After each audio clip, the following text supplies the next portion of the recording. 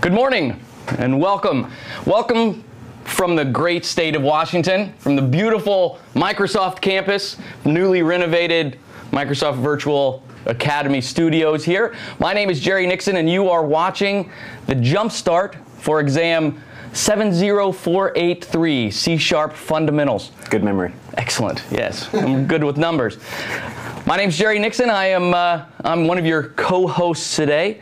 I'm here with my friend and colleague Darren May. Good morning, Darren. Good morning, Jerry. How are you? That interesting and strange way that you talk is interesting to me. Okay, so I'm from Colorado. Darren also is from Colorado. Darren, you must be a native from Colorado. I am, born and bred. Yeah. Highlands Ranch. Also from Colorado. I'm a developer evangelist here with Microsoft. I tend to focus on Windows 8 and Windows Phone, XAML, and I've been friends with C# now for about 700 years, Darren. I'm not good with numbers. I told you that already. Yeah, 699. If you don't count college, yeah, I guess that's right. That's probably true. Now that you say it. Yeah. And Darren, tell me a little bit about who you are for a second. So my name's Darren May, as we mentioned. I am president and CEO and co-founder of a company called Crank 211. We based out of Denver, Colorado, and we do a number of rich user experience applications and so on. Much like you, I've been using C# since year dot. Pretty much the early beta of C# and Visual Studio 2002, I guess it was. So that's a little bit of my background. Back in the aughts. Back in the aughts, back in the early days. I talked to a guy, you referred to it as the Audis. The naughties, he finally said it. Okay. It was crazy. Awesome. Yeah, so today, let's talk about some of the expectations that we want everybody to know, some of the level setting, and let's kind of move through that. So I'm Jerry Nixon. I do want to say that if you do want to find us online, I'll start with myself. I'm at jerrynixon.com. I blog with abandon, Darren. Just you do. It's crazy. And if you like the Twitters, then I am at Jerry Nixon, and you can find me there as well. Darren, where can we find out about Crank 211? Funnily enough, at next slide, www.crank211.com is where we are situated on the interwebs, and basically you can find out kind of what we do there. Excellent, excellent. Crank 211 is a funny name. Where's something like that come from? Have you ever seen the movie Spinal Tap? A movie? Yeah, there's a movie. It's a rockumentary, I believe they call it. And there's a particular scene where one of the members of the band is going through his guitar collection and he comes across this speaker. He says, "This speaker's special." And the interviewer's going, "Well, why is this speaker special?" It's loud. It's loud. It goes to 11. Well, I thought they only go to 10. No, this one goes to 11. It's brilliant. All right. Okay, moving on. So today is going to be a jam-packed day. This is the agenda that we had to fit in a single slide, kind of like the fact that we're taking a 5-day course and fitting it into a single day. This agenda doesn't really give much justice to all the things we'll be covering today, just like this course doesn't really give much justice to the 5-day course that will be covering a great deal more content. So this is a jump start. It's intended for developers who either do or don't know C# at a level where they're ready to take the exam, or where they do know the exam and they just want to have a little bit of confidence and reminders kind of given to them as well. It'll be a good course. We'll start with some of the basics, and the first hour especially will be very little Visual Studio. We're going to talk about the fundamentals of object-oriented programming and some of the coolness that you may have forgotten is behind C# this whole time. Pretty neat. As far as prerequisites, if you are a developer and C# and you don't know how to spell C#, this course is going to be rough. This course is going to be rough because we're going to introduce some of the foundational concepts. We're going to go through some of the assumptions around the language and so on, but we don't have the time to cover every aspect of the syntax. We don't have the time to really do a deep dive in every area.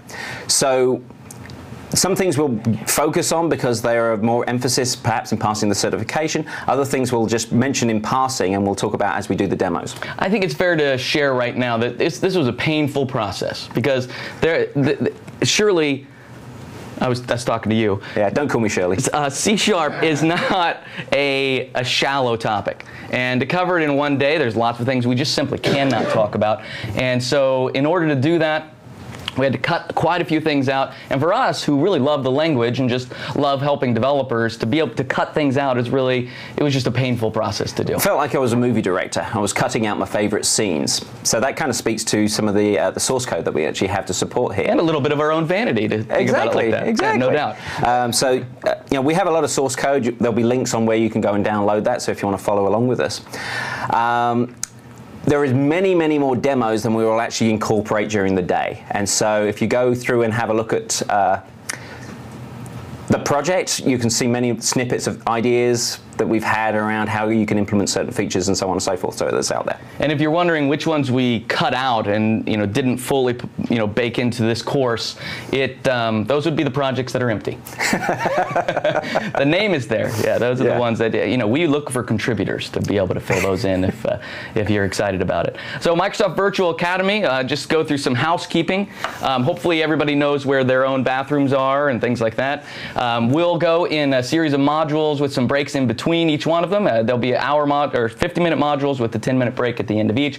We'll break for lunch. Microsoft Virtual Academy, so both, not just for developers, also for IT pros as well. A lot of courses that you can take that have already been recorded, many in the hopper that are coming to you as well.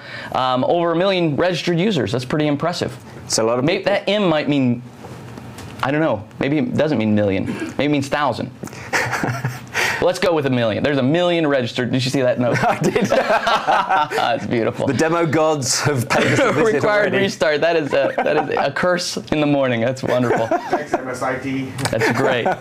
Over 1 million registered users with relevant training and really a fantastic catalog that you can pick from now. Not that expensive to take courses on Microsoft Virtual Academy. And damn free to listen to us. Yeah. So enjoy. Free all the way around. All right, so earn while you learn. You can get MVA points, and with those points, do you know what you can get? Point to win prizes? You know what? You can do a lot with those points. If you'd like to learn more about it, you can go to MicrosoftVirtualAcademy.com, where it's all sitting there for you. If you want to get credit for this course, don't forget there's a code that you can use that expires March 29th. And you can get extra points. That's pretty cool. I wonder if they're like Xbox points. I don't know, Derek. I'll bet they are. I'll bet they are. I'll bet they're not. Yep. Now that I'm really thinking about it. I wonder if they're like Bing Why don't we points. move on? Yeah. Let's focus on what we do know to talk about more. All right. So Darren had alluded to the fact that we have quite a bit of source code that you can use to follow along with us or to do your own research and dig into. That is all up on Codeplex. There's a Codeplex project called XAML Show where you can... XAML Show is the beginning of showing off all the features of XAML in Windows 8 and eventually Windows Phone as well. But it's also the place where you can go to download these samples. It's right there on the first page. It's under Microsoft Virtual Academy where you can download it. XAML.codeplex.com, and it is a wealth of information. It's a great place to go, as you say. Yeah. And it's going to get more rounded out as we move through. Perfect. All right, listen, the first module is important. I don't want to take away from it anymore. You have it up and ready to go? I have it up and ready to go. All right, let's hit it and really start nailing this thing. Okay, so the first module is really going to be an introduction into object-oriented programming, managed languages, and C#. Is it pronounced oop? Not by me, maybe by you. So, the module agenda will initially hit, as I mentioned, object-oriented programming, just define those key concepts. Then we'll introduce the concept of managed languages and basically talk about those structures, what managed languages provide for us. Then we'll talk about why C# is a good choice for object-oriented programming, and then we'll basically wrap up. So, let's dive straight into object-oriented programming. So, what is an object? An object is the foundational piece of object-oriented programming. Okay, so when we're talking about foundational piece, what does that really mean? Well, fundamentally, an object is modeling a concept. It's an idea. It's something that represents an interaction, perhaps in the real world, perhaps in a problem domain. So there's usually three things that an object has. It usually is something. For example, it may be a customer. An object usually has data, so the customer's first name, their last name, perhaps their address, perhaps a customer ID. And an object usually performs actions, so you can make perhaps a customer preferred, or you can change the customer's first name and things like that. So we're modeling a concept. So an object, just to simplify it down, is really just a thing. It is a thing. Mm-hmm. And to define a thing, we have to talk about its characteristics. We do. And at design time, or at when the developer is developing, they don't have the data yet, but it's going to be that container for the data that they'll have at runtime. Absolutely. Okay. Makes sense to me. So what is object-oriented programming? Well, it kind of makes sense now we've introduced the concept of an object. It's effectively programming that's designed around the manipulation of objects. To be object-oriented, it has to be focused on objects, and it has to have certain properties and exhibit certain behaviors. This means the language generally includes 3 key properties: encapsulation, inheritance, and polymorphism. If we get paid by the syllable, we're going to hit it on this one. Exactly. Yeah. So let's talk about the idea of what encapsulation is. Okay. Encapsulation, if you were to think about all the code that you're going to write, encapsulation is putting a wall around your code. Is that a good way to think about it? It is. And it's definitely meant to say people on the outside of the wall, I'll tell you how I do it, but I don't want you to look at it and get confused by it, start thinking about it, get distracted by it. I can take it and bring it all in here, and all you can interact with me through the windows and the doors. Yeah, it's effectively establishing a contract, a commitment of behavior, but obscuring the implementation details of that behavior, so that you know that a customer has a first name, but you don't care how that first name is actually stored. You don't care how you actually interact with that first name. You just know that you can pull it out through that first name contract. Yeah. First name, property. Exactly. And here we go on all the pieces. Encapsulation also allows you to take the code that you write and present it out to another audience as well. I could encapsulate my code and not worry about, say, intellectual property as well. I could make it so that I could give you my code because it's encapsulated. One, I know that you won't use it wrong. Well, I mean, you know what I mean. And the second one is I can have it all inside those walls and trust that my code can be protected through one of the mechanisms that I choose. Otherwise, my other option would just be to give you the source, and that is just not going to be good enough. Okay, so the next feature of object-oriented programming is inheritance. Ah, yes, inheritance. So inheritance is fundamentally about the idea of code reuse. You create behaviors, and you can then have objects that inherit from other objects and obtain those behaviors through that inheritance chain. Yeah, where the default definition in somebody's mind for inheritance may be the money they get from their parents, right? What this is more like is the funny nose they get from their parents, genetic inheritance, right? And whatever it is that your parents might have, you actually inherit their qualities. That's the same way with objects that inherit from other objects. You inherit their qualities as well, especially when we get to it, properties and methods and things like that, the signatures inside those objects. Absolutely. And then we come to the final one, polymorphism, which everybody always loves to say. Polymorphism. Polymorphism. I'm a monomorphist myself. Okay. So polymorphism comes from the Greek, which is to have many forms. Wow. Shampoo. Shampoo. And so, in effect, what polymorphism is talking about, it kind of plays into the inheritance aspect as well, is if an object is inheriting from another object, then the object to which we're initially referring can be interacted with as if it was the object from which it inherited. Now that sounds really crazy to talk about, and so we'll be demonstrating it later on, but fundamentally that's what it means. You have the ability for an object to appear to be different shapes, as if they were different types, based upon how they're inherited. If you saw the Transformers movie, you probably saw polymorphism constantly. Are we going to do a Bugby meme now? All right, polymorphism. Fantastic. Objects can become other objects, in a sense, other types. Okay. All right. Now, at its foundation, when we're going to be talking about C#, not just object-oriented programming, one of the things is managed languages, managed runtimes. It's an important topic. Let's talk about just what is a managed language. Absolutely. So managed languages are fundamentally depend upon the services that are provided by a runtime. So in this situation, we're talking about C#. C# is one of many languages that compile into managed code. C# is one of a few languages, surely many. There are many, many. There's COBOL, there's VB. Yeah. There is F# compiles into a managed language. Yep. There are many, many different implementations. Obviously, you've got managed C++. Well done. So, a managed language cannot exist unless it's enabled by a managed runtime. That part we know. Absolutely.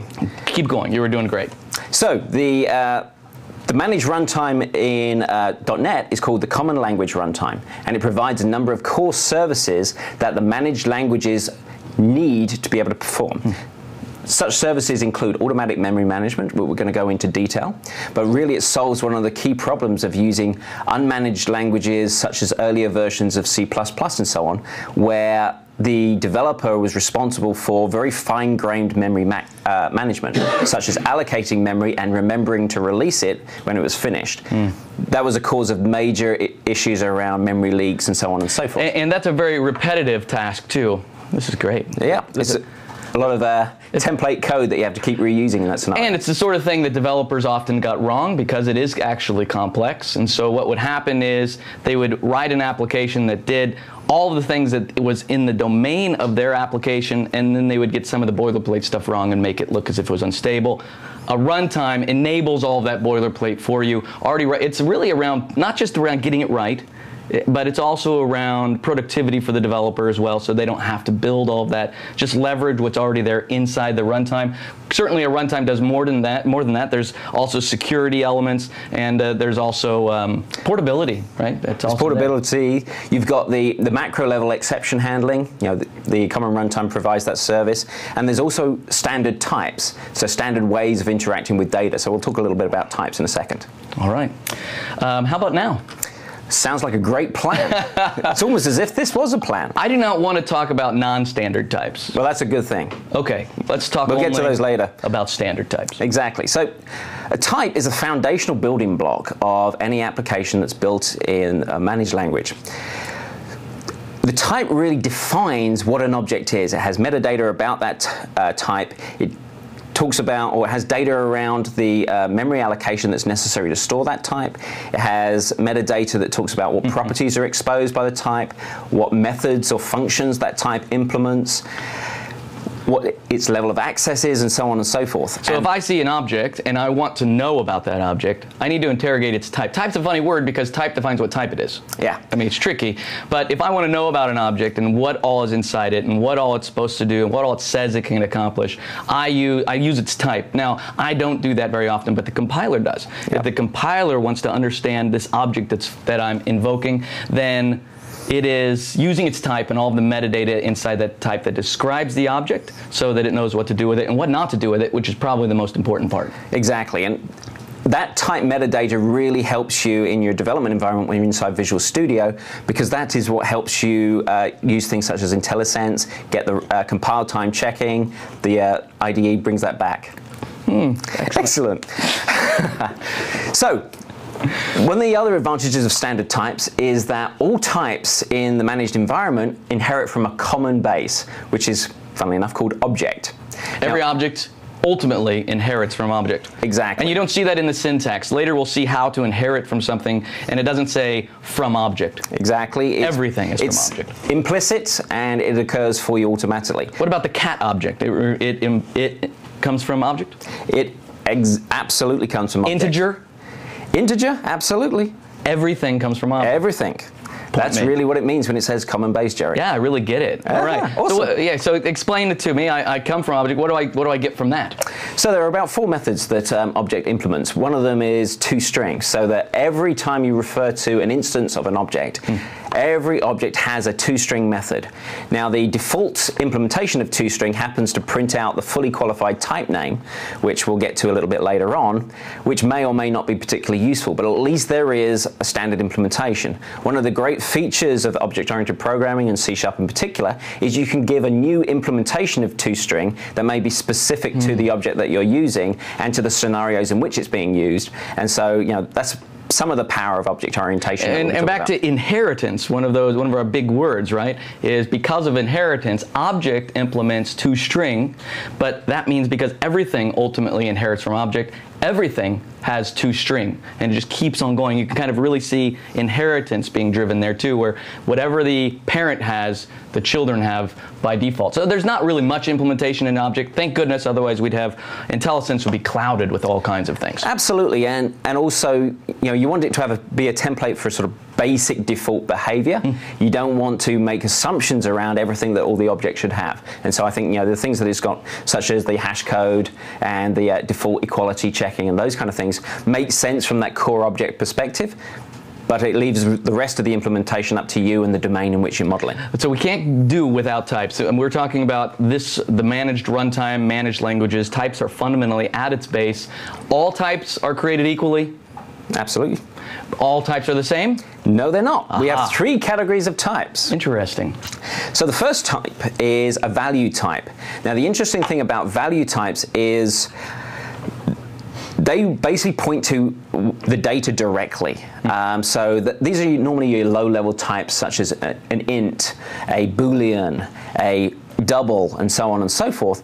They represent very much a very narrow definition of data. A simple piece of data. Very simple piece of data. And I'll just jump in to say, and one of the reasons it's so lightweight or so simple is because they're so common, and if you started having all of these heavy things constantly, we'd have memory issues quickly. Yes, exactly. I mean, it's an optimization characteristic. One of the interesting things about unmanaged languages, or managed languages rather, C# and so on and so forth, is it's constantly balancing usability, programmer productivity, and performance. And so there are these constant tensions in the language that keep it really true to a general purpose language that can solve most things very, very well. So we mentioned value types. The next type is reference types. Reference types. So reference types really speak to object instances. And the interesting thing about a reference type is the value is stored is a pointer to where the object data is actually stored. Okay? So a value type points directly to the data. A reference type points to a location where the object data is stored. Yes. Okay? So that's a key difference, and we'll come back to that. The third category... It's almost like an index card in the library telling you where the book is. Exactly. Rather than the book itself, which is the value type. Exactly.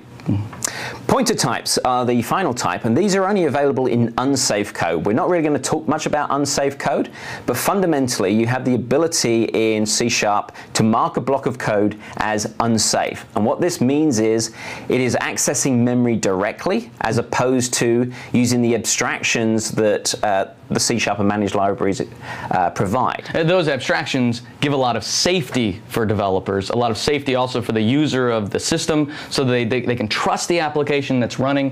Fundamentally, we're talking about the managed language, managed runtime. It is a safe environment, and it is safe code. But at the same time, we've given the permission or the capability to developers to write unsafe, dangerous, awful code. Right? That's the short of it. Fundamentally, it's there for those high performance requirements where you need to manipulate memory directly. And so, as I say, we don't really touch on any of those scenarios within this session, but be aware it's there, and it's useful sometimes perhaps when you want to manipulate bitmap data and so on. There may be a COM jumpstart coming, and then they can touch on unsafe code all day long. Nice. Okay.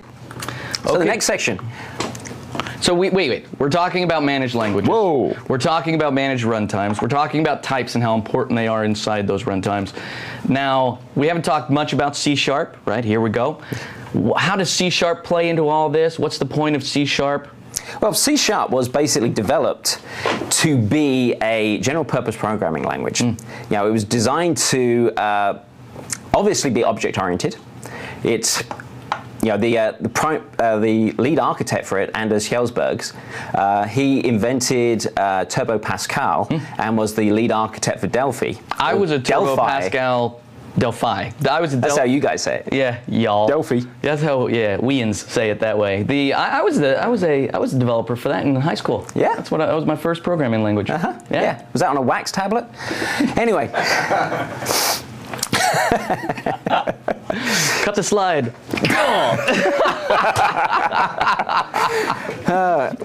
In case you hadn't noticed, we do intend to have fun. Hope you guys are too. When's that going to start? Exactly. Okay, so C#, it's pronounced C#, and that's why I keep saying C#. It's interesting we have that on the slide. It looks like C pound is why. That's right. Or we would say in England C hash. Interesting. Yeah. Everything is hash in England. Oh, I say. Do you?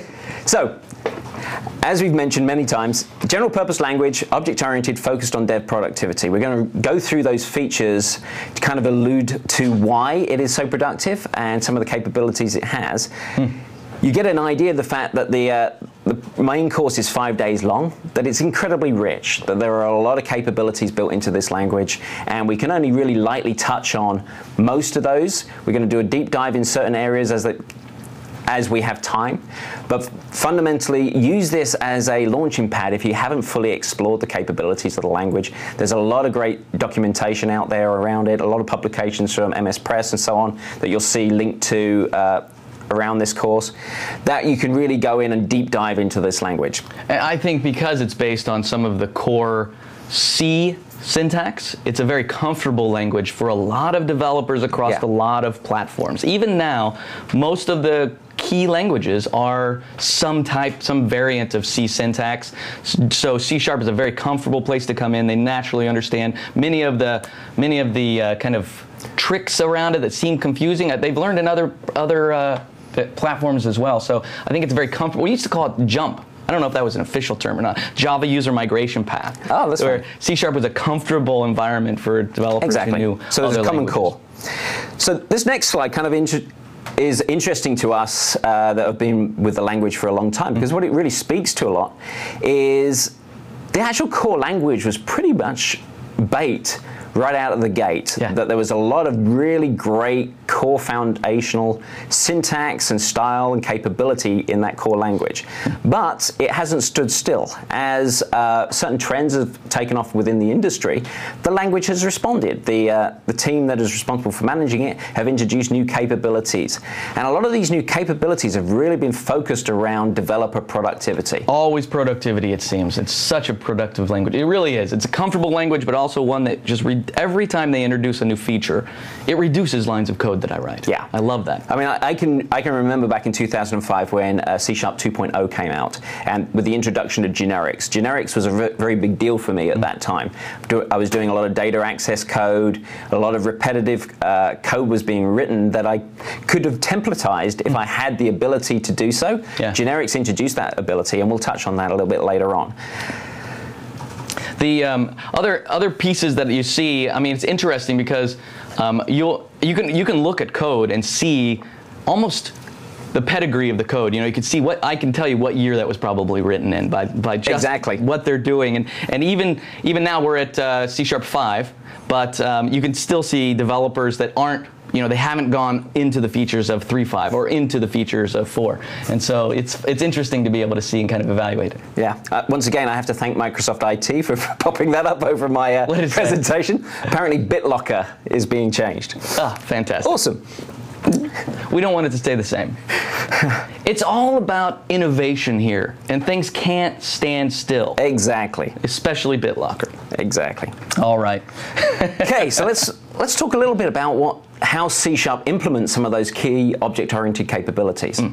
So C# and encapsulation. So give me a recap. What's encapsulation? Well, encapsulation, to go back to the analogy, is the wall around your code that doesn't let people see into it. But we do have these windows and doors. And so as you know, sake of analogies, that allows us to introduce this concept of public and private. And so inside the wall, I have everything that's private, and then I want to keep private, either not to expose the logic to other developers or other systems, or because it's so complex, I don't want to confuse or make the implementation so that it's wrong. So I have this idea of private inside the box, and then I have these touch points where it's public, and I allow them to interact with my code. That's encapsulation. Perfect. So C# supports encapsulation by leveraging the unified type system, which is this type system that the Common Language Runtime provides for us. So that is a common way of sharing data and exposing data out. It leverages things called classes and interfaces, and we'll get into those definitions a little bit more. A lot of more classic object-oriented environments only support the concept of classes. C# leverages interfaces, and we'll talk a little bit about why we need interfaces in C# later. Well, I want to drill in just for a second to unified type system. A unified type, that is something special to the .NET runtime, and I guess at its core, what has happened is we've identified all of the repetitive types, all of the universal types, and brought them down into the runtime so that you don't have to recreate those up inside your own code, right? And so from app to app to app to app, you start having a commonality of all these types. Well, and also it's language to language to language to language. You can actually share those.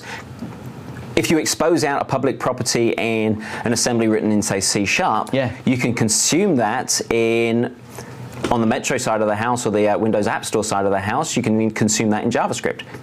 Maybe foreshadowing. We'll have to talk about that later. Yeah, exactly. All right, on into inheritance, because inheritance is a tricky topic. If you say so. Oh, it's tricky. Only all right. So, genetic inheritance is the best analogy, where you have the big nose just like your dad. I'm not really talking about you specifically. That was the arbitrary. That's right. Can we not do the profile shot? Exactly. You have to zoom back out. Okay. So C# and inheritance. As we mentioned, we have classes in C# and they model the overall template of a type. So they really help define exactly what a type is. In C# there is a constraint, and the constraint is that a class may only inherit from a single base class. There may be a chain of classes that get inherited, but each class can only inherit from a single base class. That's important, because I think it comes up a lot where developers have implementation in more than one class. They want to inherit from more than one class, but that's not the way it works. The chaining is completely linear. 1, 1, 1, 1. A lot back to the way you are with your dad, my grandfather. I only have one dad when it all boils down to it. Yep, one certainly hopes so. I think. So, and the reason that's key is there are many languages out there that actually implement multiple inheritance through classes. And there was a key decision point made during the C# language development to only support a single base class, and that came down to how C# implements polymorphism in terms of how a class can be represented as any of its inherited classes.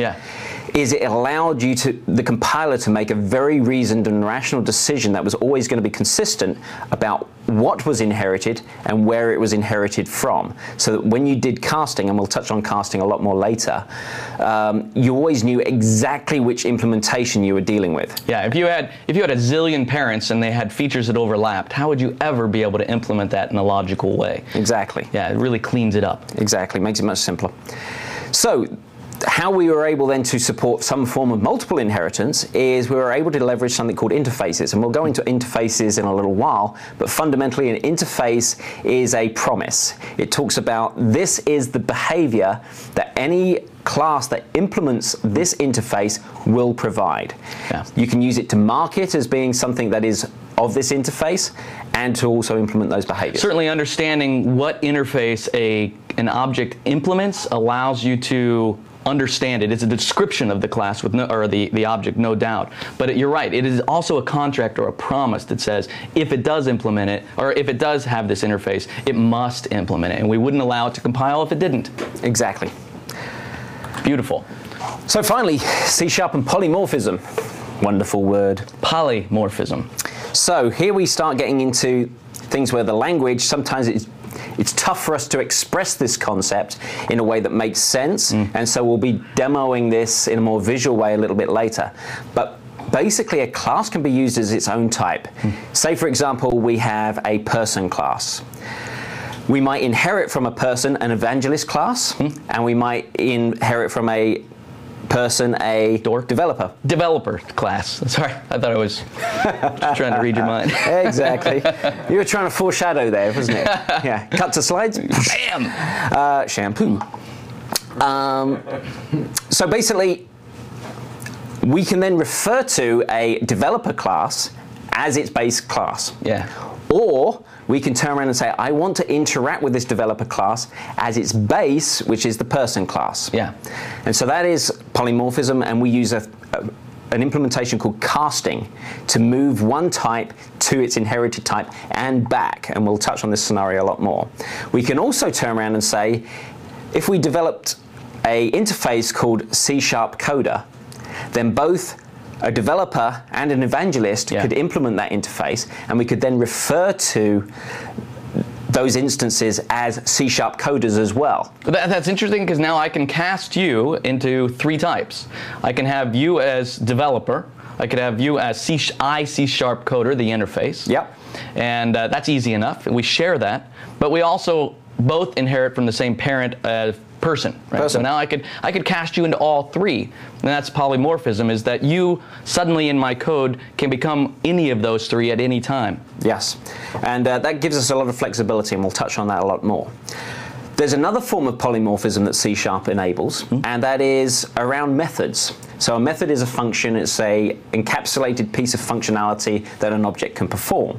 Yeah. We can define at a base level that a specific implementation, we mentioned toString before, a specific implementation of string could be overridden by a descendant, a subclass or a derived class. Yeah. So to use this scenario, say the toString method on person just says person, but we want a evangelist to turn around and say, oh yeah, shampoo, when we say toString. Optimism, exactly. Optimism, inspiration. That's what an evangelist says. Okay. So in the definition of the evangelist, we can override the toString method and ensure that it says exactly what we want it to say. When we cast that evangelist back to its base person, it will continue to say the evangelist implementation of toString rather than the base implementation of toString. Now this is confusing, I think, a little bit, because as I cast a developer back to a person, I would expect for it to act like a person, not a developer. So casting doesn't change it back to a person then, Darren? It depends on how these methods are implemented, and again we'll go into that because it is a complex scenario. You're absolutely right, and we'll show how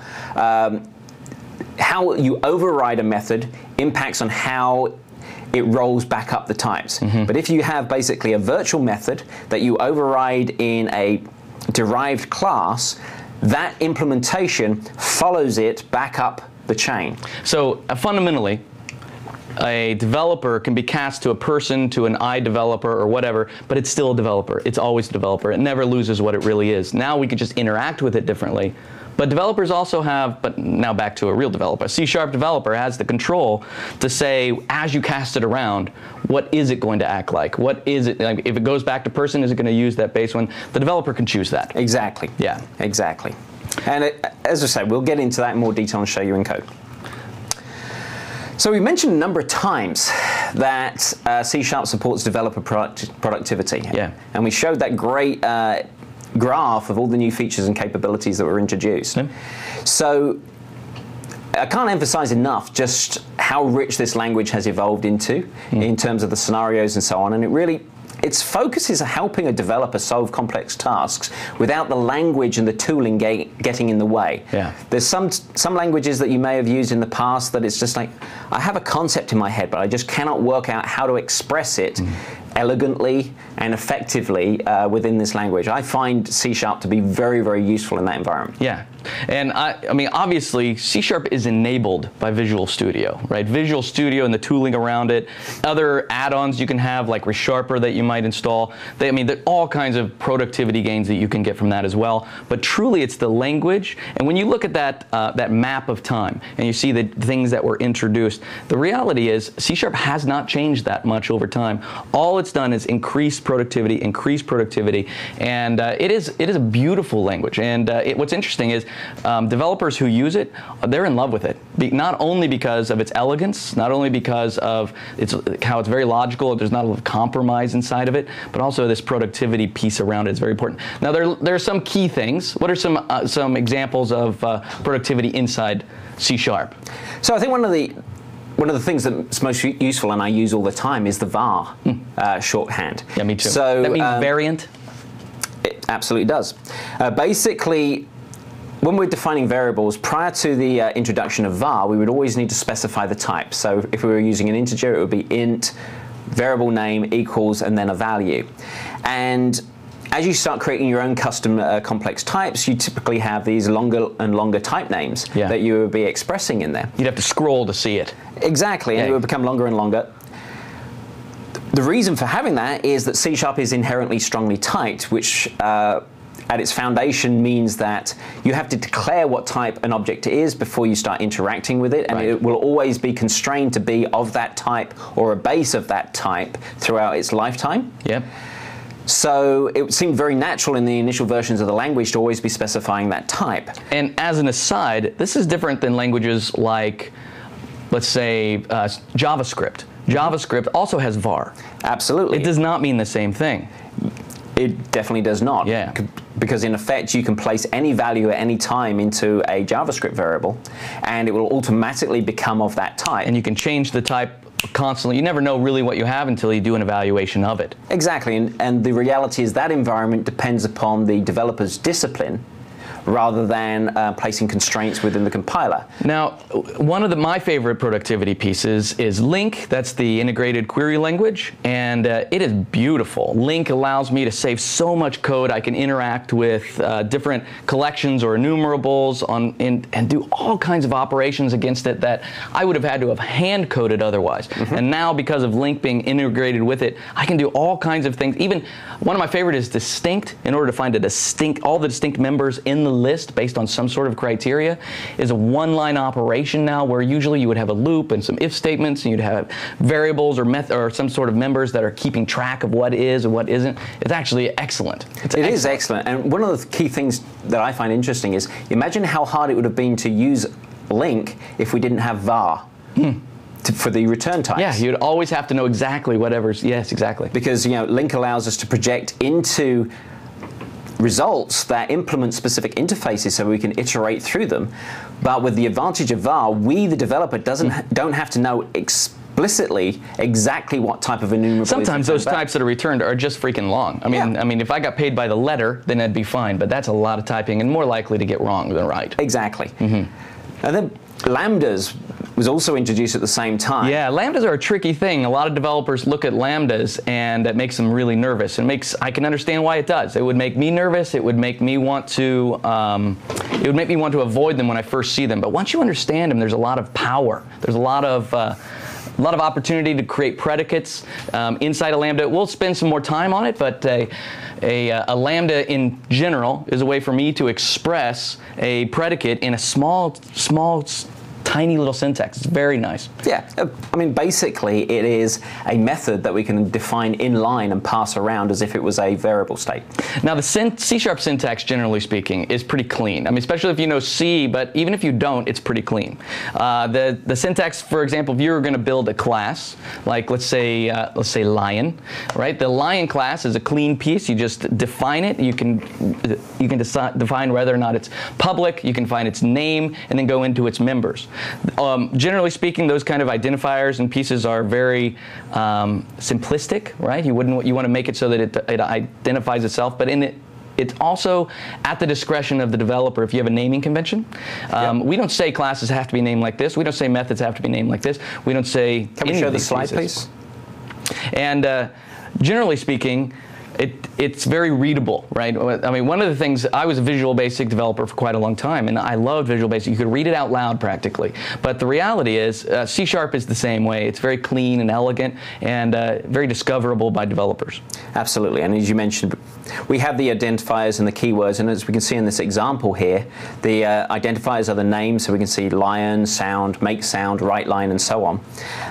And the keywords, they're actually colored quite nicely for us right now in the demo. So public, class, string, get, set, void, and so on. And this is the simplest of the simple. We could make it very elaborate and say go to code decoration, and we can include attributes on some of those so that we can make them do even more. We can pass instructions to the compiler. We can tell other developers that are accessing and kind of indicate to them how they're supposed to use it. So that sort of decoration on the code is also very rich. We can go very simple, we can go very elaborate, and it's sort of up to the implementer to decide how they're going and what they're going to include. So wait a minute, you just said that C# is really readable and easy to understand. So does it really need comments? No, it really doesn't. I think developers just, their code is self-documenting, right? I think we all have that. Of course it does. Of course it does. And there's a lot of different ways to comment. I think that's worth at least pointing out. You can do inline comments, right? / this is what I'm doing. Yep. But you can also do very elaborate. If you need multi-line, you can do that / and begin an entire paragraph description that nobody will read. Exactly. War and Peace.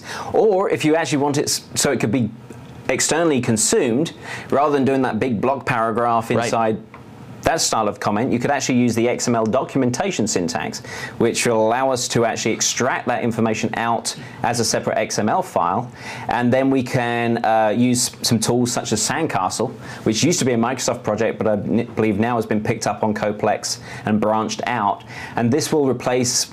Those of you who have been around a while may recall NDoc was a documentation production tool. We'll actually create standalone documentation that can be browsed very similar to what you see on MSDN, for example, to document your APIs so you can share across your team and perhaps if you're producing a public API out to public consumers. When we were talking about VAR, one of the most valuable pieces of VAR as well is the ability to do anonymous types. And I know we'll talk quite a bit more about this, but anonymous types allow me, the developer, to not have a full definition of a type. And sometimes that's very important because I need a type or a class that I'm interacting with, and I only interact with it for 2 lines.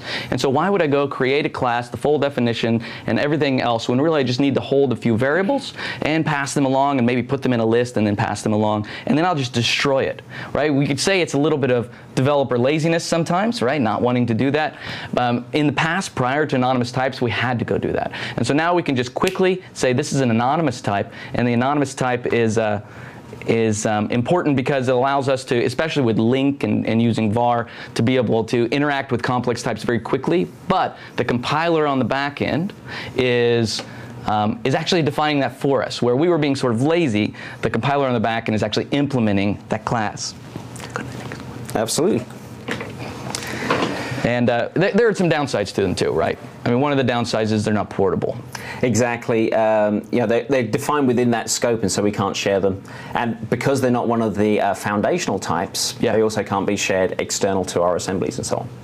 So they're really, really, really useful, but they're also useful only inside a scope. Yeah, they're a great shorthand. Yeah. If you need to reuse the information and you need to share it around, then that's a classic scenario when you need to define your own class for sharing it, or maybe a struct. Or maybe a struct, right. Yep. Okay, so another great productivity capability of the language is extension methods. Yeah, awesome. Terrifying are extension methods. They're almost like the Jedi Force. This is not the method you're looking for. Okay. It really is, right?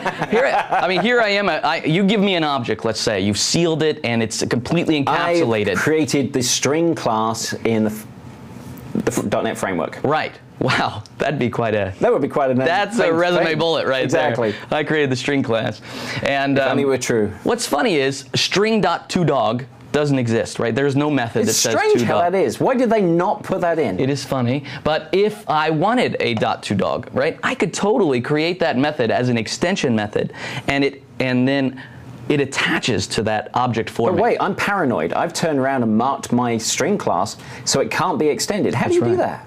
With an extension method. Okay. Very powerful syntax that allows me to basically write a method, a static method, inside a static class, and then reference back to the type that I want to extend. From that point forward, every time I use a string class, I hit dot, there's that static method that I defined. That extension methods, they are sort of scary, right? Because it seems like you're extending an object that shouldn't be extended. But at the same time, it doesn't allow you to manipulate the code that's private and inside. Yeah, so it doesn't break encapsulation. It does not break encapsulation. That's awesome. That's great to know.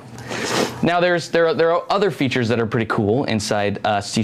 One of them is dynamics. This is new, right? It hasn't been around forever. A lot of developers don't use it. Some developers potentially use it too much. Well, generally, what is it?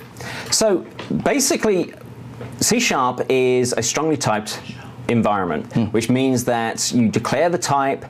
This means that everything that's available to that type is understood. So you know that what properties it has, what methods it has, and those are all checked at compile time and dynamically exposed via IntelliSense. Yeah, so we say it's strongly typed. The strong arm in that is the compiler. Yes. And the compiler says, this is the type, this is what it does, and nothing else. Yep, if you type in a method that doesn't exist, then you get a red squiggly underneath that says, hey, this doesn't exist. If you try and compile, you get a compilation failure. So you never even get to run your code. This is a warm fuzzy, too, because of the security around it. And then dynamics come along, and they allow us to shut down that security. Yeah, so basically what we do with the dynamic keyword is mark a type and tell the compiler, ignore strong typing for this type. Do not enforce any rules around what interaction we do. Right. That's scary, but it's also very powerful, and it's also very necessary when you're interacting. Give me a use things. case. So, in fact, let me give you a use case. Let's pretend I'm interacting with some sort of external system, and it doesn't use that shared type system that we were talking about before. Such as Microsoft Word. Such as Microsoft Word, or some COM-based system that I'm interacting with, passes it back. Now the compiler will only, it still is treating it like a strong type, right? And I know there's a method there, but it's not exposed through any metadata that I can read at compile time. So now I need to say .2dog on this weird COM object that's out there. I'm going to get a failure. So I have to use the dynamic keyword to say, ignore the strong typing of this. Let me do whatever I want to, and at runtime you'll see it really works. Exactly, and I mean that's the key there at runtime. So the methods that you're specifying are evaluated at runtime, and if they don't exist, then you'll get an exception thrown. And we can then manage that within our application and deal with that. I mean, that sounds like it would be very powerful, though. Why don't we use it all the time? Well, I'll tell you, it's because it's so dangerous, right? I mean, the reality is we spoke for a long time about the value of strong typing inside the managed language, inside the managed runtime. And that allowed us to say we trust our code, the user can trust our code, we have security around our code. Dynamics turns off all the strong typing. Now, so it does allow your code that may not build, could build if you would go through and mark everything as dynamic, but it may not run. Absolutely. Right, and so that's the overuse, right? The overuse is, you know, I can't figure out how to do this, I'll mark it as dynamic. That's great for the developer, it runs on your machine, but it may never run again. Yep. Yeah, it's very dangerous. Okay, so we've kind of done a whistle-stop tour through a number of the key capabilities of the environment. But what we thought we would do is we couldn't go spend an entire hour without doing a quick dash into Visual Studio and showing the creation of a quick little application just to demonstrate some key Let me pull up Visual Studio and just show a quick console app, and you can kind of walk me through some of the pieces that we'll see. So, you know, when I pull up Visual Studio, I have a whole set of options inside C#. I'm just going to pick under Windows. I'm going to pick console app. Has to be the simplest of all the apps that you can write. Right? It's totally tiny scaffolding that you would actually... This is where I learned most of C#, is just working and playing around with console applications, using the concepts. Let me do it in a new instance here and just pop this over. Is that a new instance? A new instance, right. It's because it's Windows.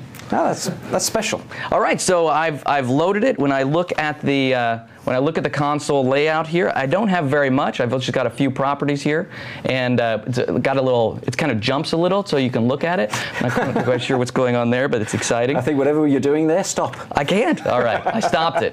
Nonetheless, over there in the Solution Explorer, I've only got really Program CS. That's all there is. That's why it's so simple to do. Yep. I see a lot of code at the top already kind of baked in there. Using system, using link. What's a using? So basically, using is allowing you to use a shorthand to reference types that are stored in what's called namespaces. So using system says by default any types that are declared within the external library system will be available to you as you start to type. And later we'll talk about including other assemblies and how to do that. And I just noticed another overload of type there. So type as in typing. Yeah, it just goes. It just goes. So the usings aren't required. They're just meant to make productivity here. I could type system.collections.generic. whatever is inside it. Absolutely. This is meant to make it easier for me. And sometimes I will have to do that still, right? There will be a conflict in name. So that gets to namespaces. So as we see here, we have a namespace declaration called console application. As you say, you and I might be writing completely different applications, and we might create the same class. Let's say we create a class called class 1. And if our different applications suddenly meet each other. Class and 1 is a confusion. Right? Exactly. Two guys named Bob. 2 words named type. Shut the hell up. And The compiler will be confused. It will turn around and say, there's an ambiguous class declaration here. I cannot resolve nor honor my commitment to making sure that this is strongly typed. Yeah. So we will then have to fully qualify that type name with Jerry's assembly or Darren's assembly dot. It's bad enough you've confused the developer. As soon as you confuse the compiler, you're in serious trouble. And it will punish you by not compiling. That's right. That's right. All right, so now I see we go right into a class inside our namespace, and we could go from there. Now, namespaces, of course, can stretch across many different files, many different projects, actually. Exactly. So, you know, namespaces are generally used to group similar functionality into a common root namespace, so it's easy to find those things. Many companies would use syntax something like company name dot application dot functional area and so on to break up namespaces into chunks. There's really no guide around namespace, or there's no restriction around it. If you need a namespace to say Bob dot keep going, right? Whatever it is you want, that's perfect. A lot of namespaces start with company name, maybe application name, things like that. And it's really meant to guide the developer more than anything else. Okay, so let's look back. Right? We've been talking about some of the high-level pieces. We'll go more into console apps here soon. Now, at the highest level, we were talking about object-oriented programming and sort of how that is the way modern development is done, object orientation. And how we have safety now through managed languages. We have safety now through a managed runtime that enables those languages, and how C# implements the Microsoft implementation of that managed runtime for developers who understand the C syntax already, but also for developers who just want to be part of the trend. I mean, the reality is, I would say, I don't know the number, but it's a big percentage of applications that are C# and none of the others. You were right, there are a lot of .NET languages out there. C# is head and shoulders above the rest as far as popularity, right? Functionally, they're certainly this side of the camera. Especially right here, right? We're really into it. And yeah, I mean, we spent our careers mastering it, and so we're definitely into it, but that doesn't mean the other languages don't have the same functionality, because they end up using the same framework and using the same runtime. And then we talked a little bit about those core pieces and how productivity inside C# is enabled through things like var, things like link, things like lambda, things like extension methods, all of these pieces which are just amazing, right? They can take a block of code that is 100 lines and turn it into a block of code that is now 10 lines, right? And the fewer code lines that you have, the more maintainable it is. The more maintainable it is, also the less likelihood of bugs, which is really important. And also kind of the more discoverable it is as well, because even though we all are building these applications from scratch, hopefully someday we hand these off to maintenance developers, and those maintenance developers need to be able to look at our code and not cross their eyes because there's a million lines that they don't understand. So all of this productivity builds fast, but it also has dividends in the long run as well. A lot of power there. Darren, I'm looking forward to the whole day. There's so many pieces that we get to kind of dive into and talk to. Let's take a break right now, if that's all right with you. I think it's great. We'll go get some coffee. I don't drink coffee. I'm going to get some soda, and we'll see everybody in 10 minutes.